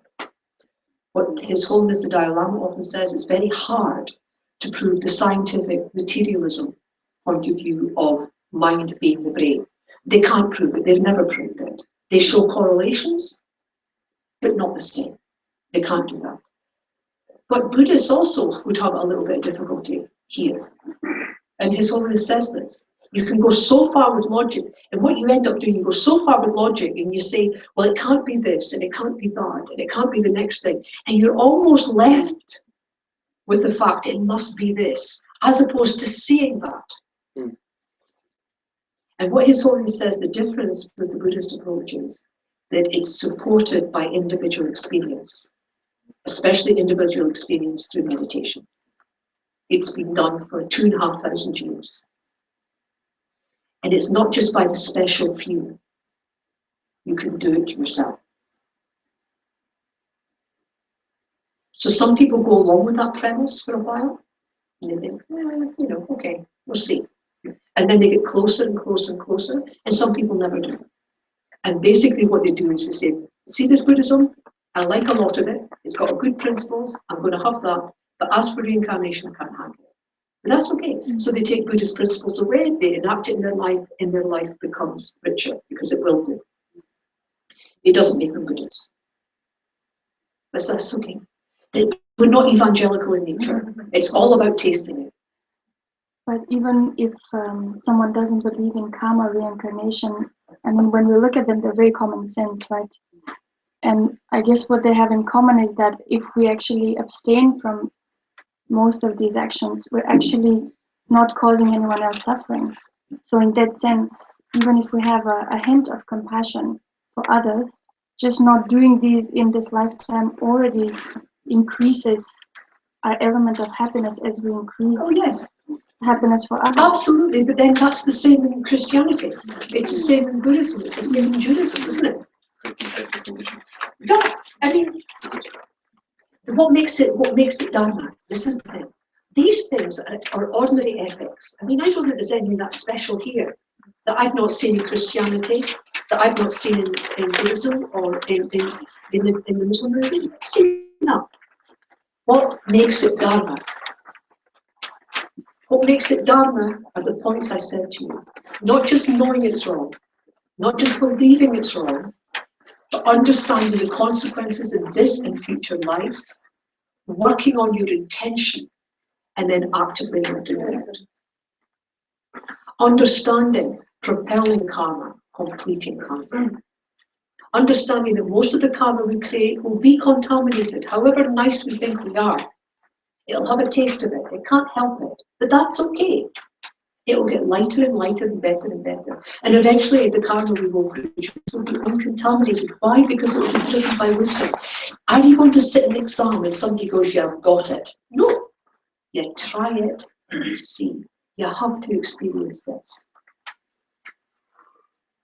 And for some people, it's easy to see it. For other people, not so easy.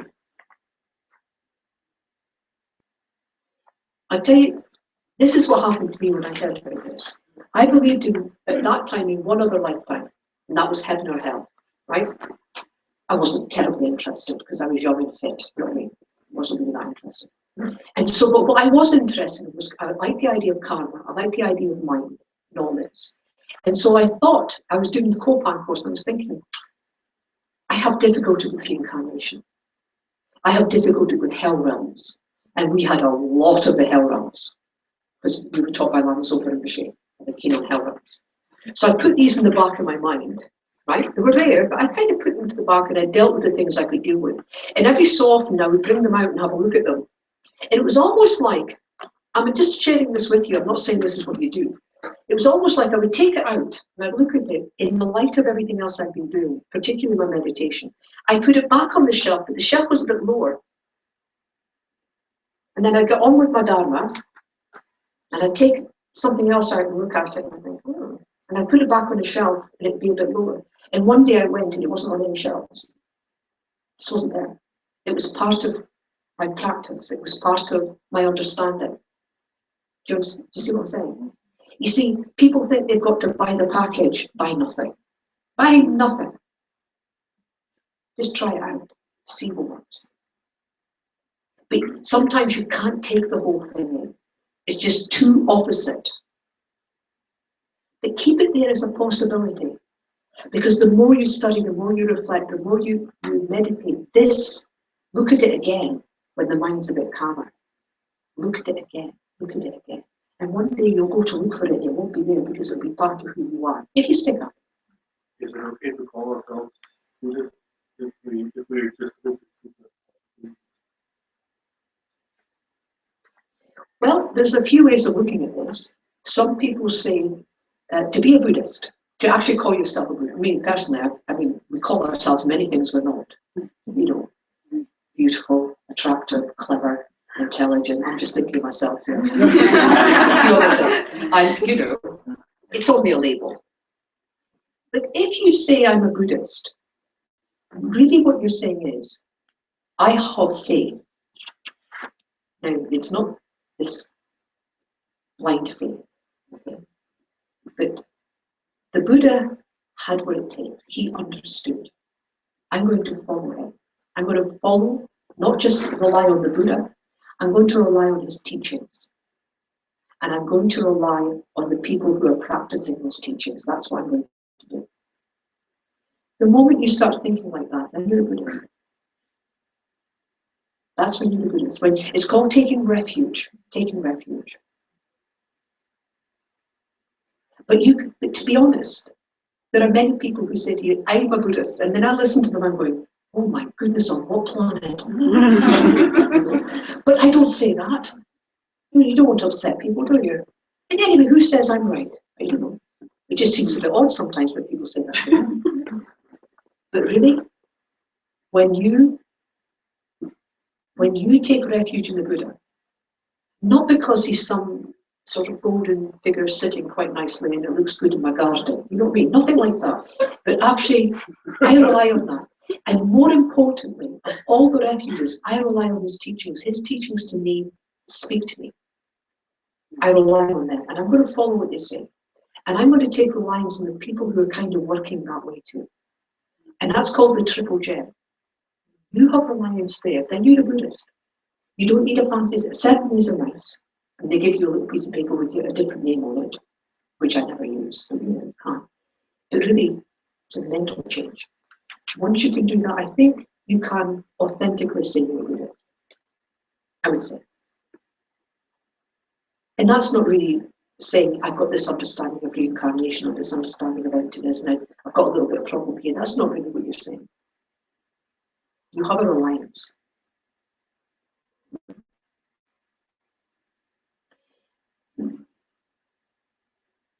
If you're happy, what I would like to do is continue a little bit more here. But there's a bit more I'd like to do on karma. Okay, I know it's a vast topic, it's vast. What I'd like to do is, the next time I teach, is to carry on with this a bit more. It needs a wee bit more. Is that okay? Because what I want to do is I want to do it in the round.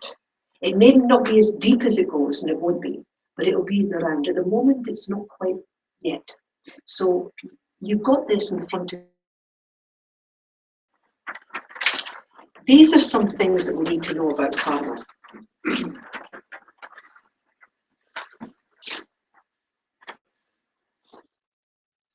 When we are talking about this cause, these general characteristics, the first thing here is the results of actions are definite. That's important to understand. There is a fixed relationship between karmic actions and the results of those karmic actions. A definite relationship. They are not contrary. You cannot suffer something if you haven't created a similar cause. There's a fixed relationship between the cause and the result. That's the first thing you need to know about karma. So when we say things, I don't understand why I'm suffering like this, or I just don't know why I'm so happy. It must have just come down from on high. No, it didn't. You created the cause, and it was similar to how you're experiencing it. This is the Dharma point of view. The second, the results of activities increase. Now, this is the thing about karma. The smallest positive thing that we do, it has that immediate reaction, but this propensity on the mind stream, it just doesn't sit there filing its nails. It doesn't do that. It increases. And so from the smallest positive action that you create, you can have a wonderful result. So for instance, you lend somebody £5 krona, 100 krona. They needed it, they're desperate, right? It's only £10, but you gave that positive action. When that eventually ripens, it could ripen to you winning the lottery. Helping somebody at work in a small way could ripen in future lifetimes to being a CEO of a company, for instance. So what we're saying here is karma doesn't just stagnate. Karma is active, and anything that's active grows, doesn't it? Of course, it does an awful lot of other things, but we'll just stick with the growing. All your karmic actions, the propensities on your mind stream increase. And this is the same for negativities. So even the smallest harm that you do with your body, speech, and mind could ripen in future lifetimes much more manifest than what you actually did. So you could, I don't know, give a sideways slap to someone, yes? And in previous, next life, I'm not saying this will happen. I'm just giving this just an example. Nobody really knows this step. But you could end up losing a limb. So even the smallest negative action can ripen because it increases unless you apply an opponent karma. Our habit to create negative karma is so big and so in depth that it takes something quite powerful to neutralize it. But you can neutralize negative karma. Now, number 4 says, an action is never wasted. And what that really means is, any karma you have will produce a result. It's not going to just stay there forever on the mind stream. It will ripen. It's never wasted. But number 4 and number 2 it's important to understand that when you create negative karma, it's positive to neutralize it. It's possible to purify it. And you purify it with what's called 4 opponent powers. And this is something we're going to go into next week. 4 opponent powers. These 4 opponent powers are powerful, and they have to be powerful in order to clear that negative karma. Sometimes, which I'll be talking about next week, sometimes when you apply these 4 opponent powers, you get a little sick. What happens? You get a little sick. And what happens is the negativities on your mind stream, which if you left alone would ripen quite heavily, can ripen like a cold or some diarrhea or a headache. That's often happens when you apply these 4 opponent powers. Often happens.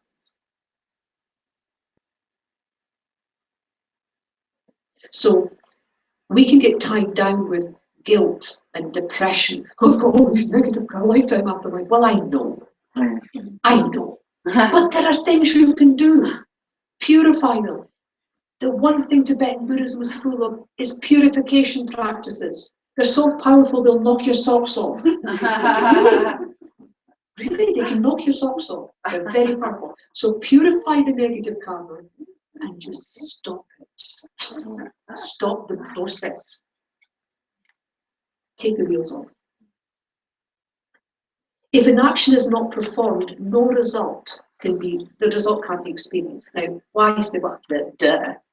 But how often do we say things, I don't know why this is happening to me? Why is this happening to me?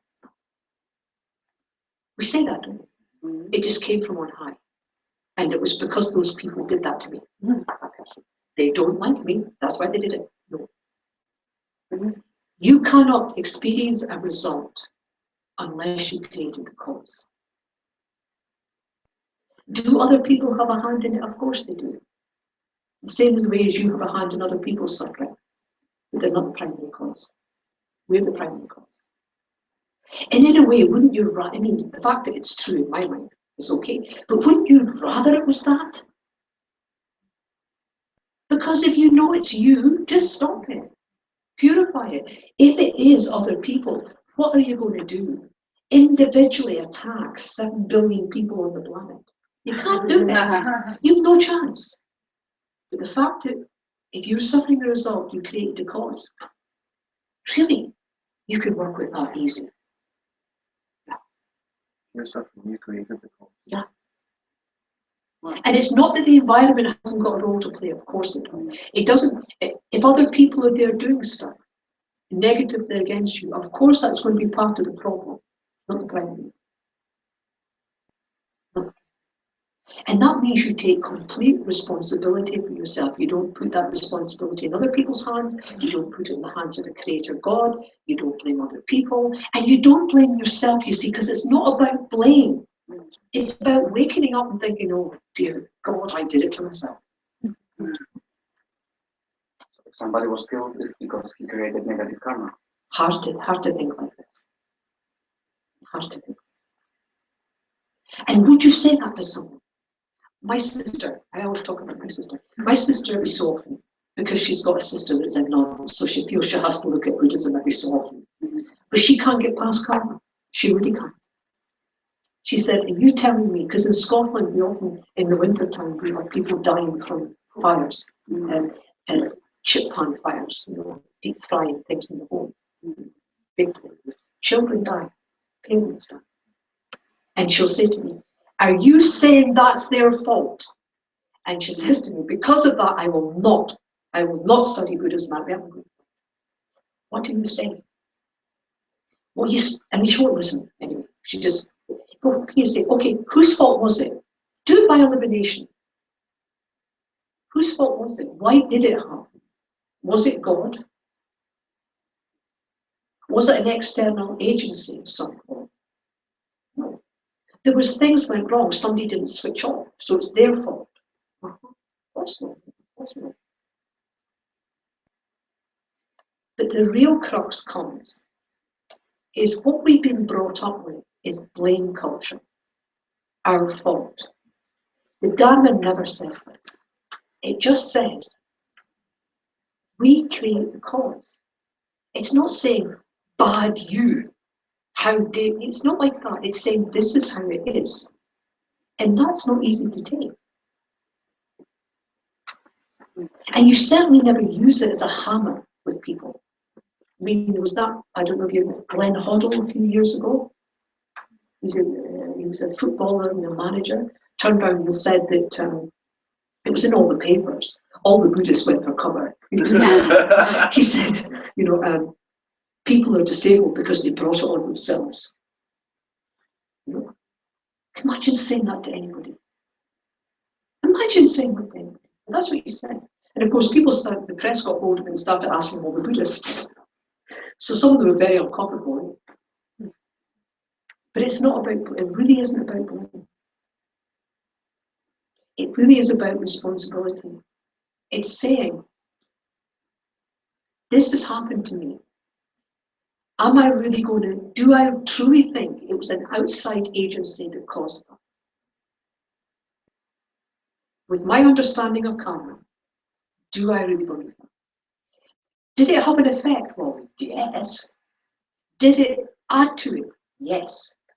But was it the real cause? From a Dharma point of view, no. But that doesn't mean blame and it's your fault. It's not an idea of fault. It's not.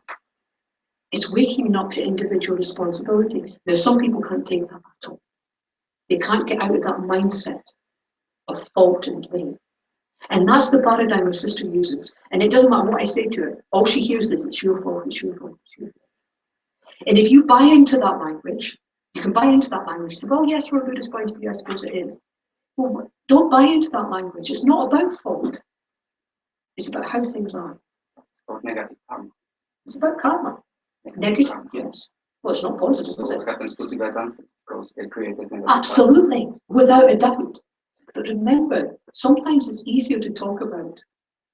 We talk about negative and positive karma, I know. It's sometimes easier to talk about contaminated karma and uncontaminated karma. Sometimes, oh yes, and the Tibetans will tell you.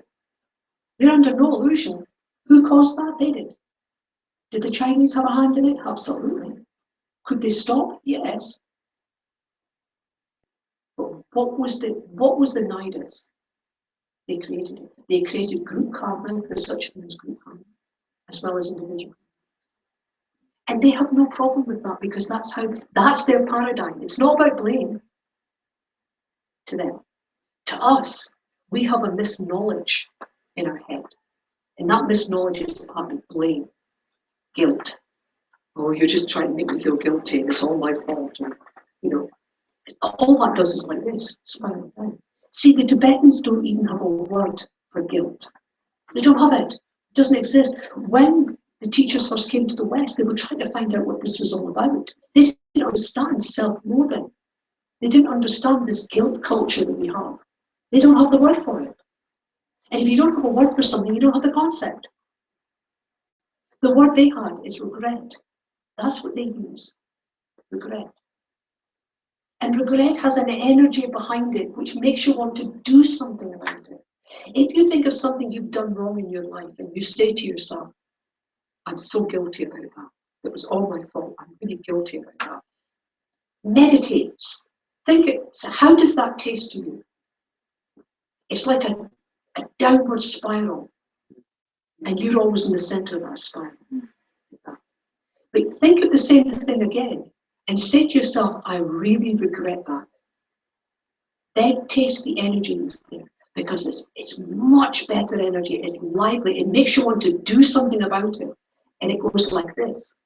And other people become your focus, not you. That's the type of understanding and feeling you have to bring with karma. Don't buy in to this language code that's being used on guilt. Because once you start using those words, you'll get drawn into their paradigm and it's not the right one.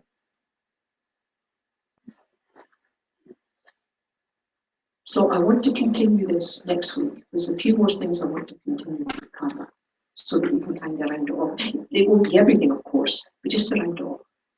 But I want to thank you very much for putting up with this. And please, the handouts, if you could keep them with you, that would be great. And if you could bring them with you next time, that would be even better. But if you feel you don't want to do that, you want to leave them here, if you can hand them in, but feel free to take them home, make notes. They're not handouts as such, more like worksheets. I live in the hope people come with pens and make notes all over them. That's what I heard. And before I do, Are you going to talk about karma also on Thursday? yeah, no, Geshe Sheriff is coming. Next So- Tuesday. Next Tuesday, right? Next Tuesday, Yes. Geshe Sheriff's coming. But you can ask him as well, because the foundation of all good qualities has the whole path in it. Has the whole path in it. So if he's up for questions, you can choose your questions. There'll be precious human beings in it. There'll be the 8 worldly dharmas will be in it. There will be karma. There'll be refuge. You name it, it's in that. And if there's opportunities for questions, then certainly enrich it. It works in very well with what we're doing. Is there anything else? Yes, we have the event coordinator for Geshe Sharab here. So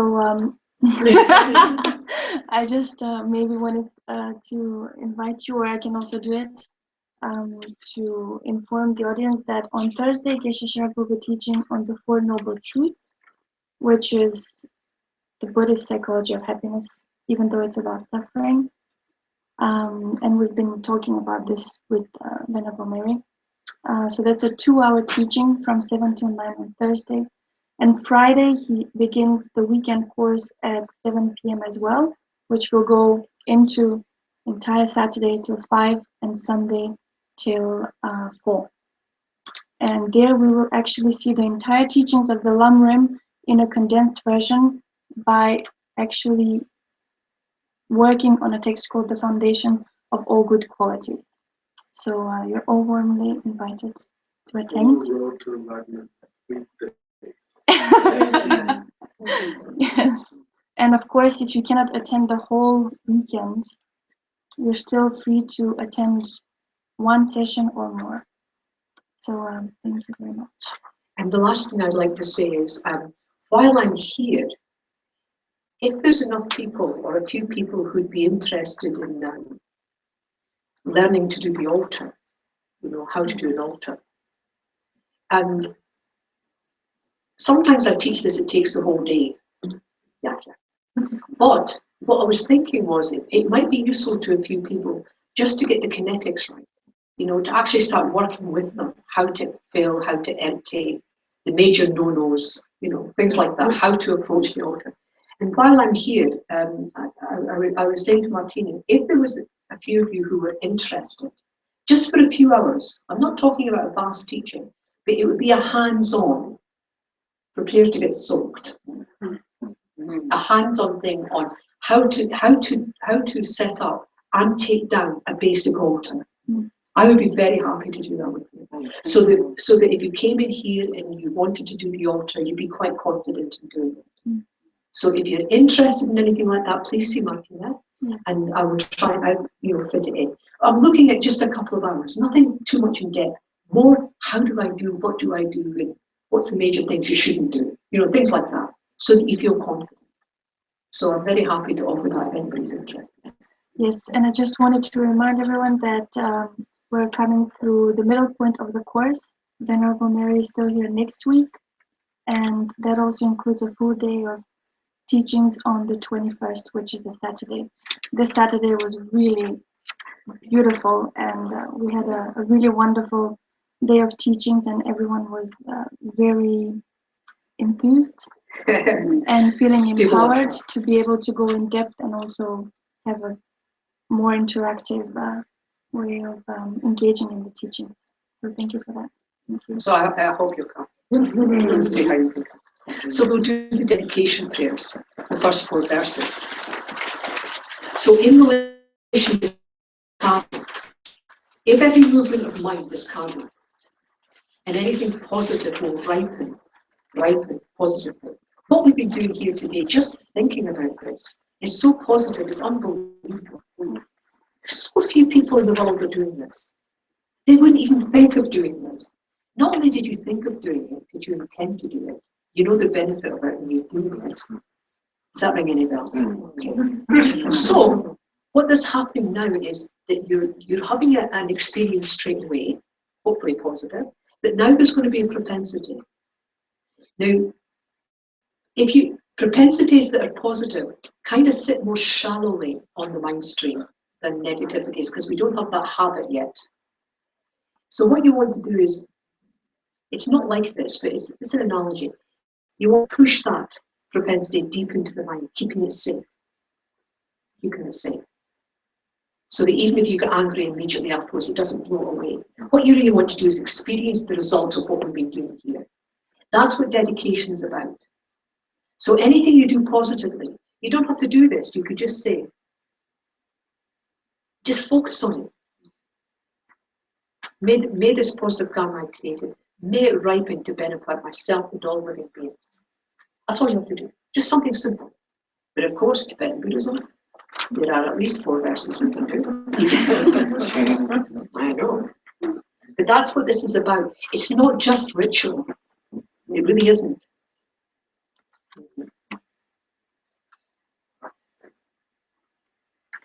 Due to the merits of these virtuous actions, may I quickly attain the state of a Guru Buddha and lead all living beings without exception into that enlightened state. May the supreme jewel bodhicitta that has not arisen arise and grow, and may that which has arisen not diminish, but increase more and more. Just as the brave Manjushri and Samantabhadra too realize things as they are, I too dedicate all these merits in the best way, that I may follow their perfect example. I dedicate all these roots of virtue with the dedication praised as the best by the victorious ones thus gone to the 3 times, so I might perform good works. And the last thing I'll say, because it never is the end, is it? You can go with me. If you go back to the prayers at the beginning of the teaching, the last verse, this is just in line with what I'm saying. These prayers are like a study. This is what we've been talking about. Do not commit any non-virtuous actions. Perform only perfect virtuous actions. Subdue your mind thoroughly. This is the teaching of the Buddha. Okay. That's directly related to what we're doing tonight. Thank you very much, and that really is the end. Thank you so much.